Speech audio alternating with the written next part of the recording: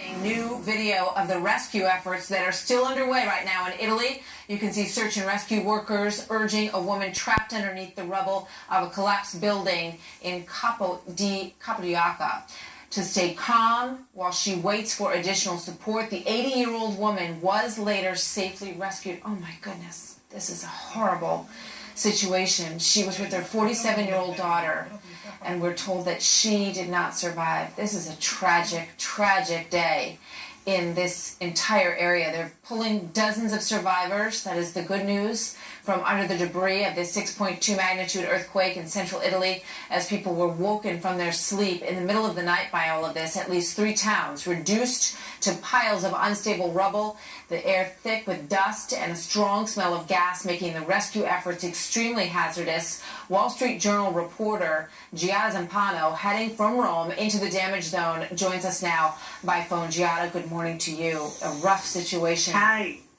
Tell me what you know. Yes. Yeah, the situation is pretty, as you said, it's pretty rough, and all the rescue operators are still on the scene trying, to rescue as many people as possible. And they say that they're never going to stop until they have hopes to find some people alive under the rubble. So they have no estimate of how long the rescue operation are going to last. Unfortunately, in the last few hours, the death toll has been rising, and it has now reached 73 dead people in the 2 regions that were hit the most by the quake, which are the Lazio region, where I am right now, in the small town of Amatrice, and the Abruzzo and Umbria region.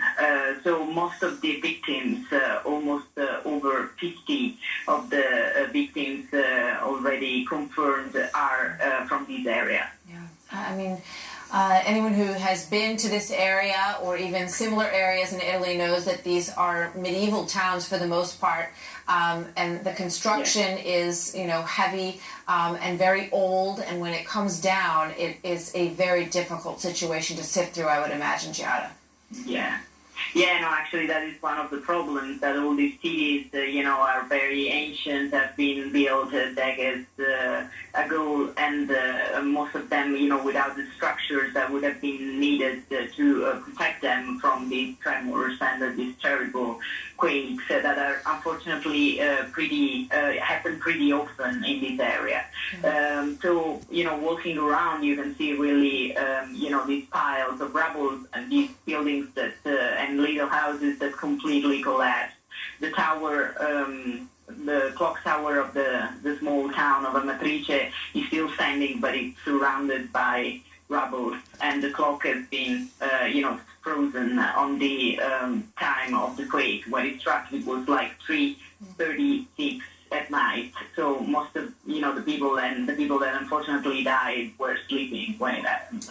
So tragic. And, we look at these scenes this morning. Is there a feeling that there's enough people coming in to help them move that rubble quickly? Or are they, in danger or in need of more help?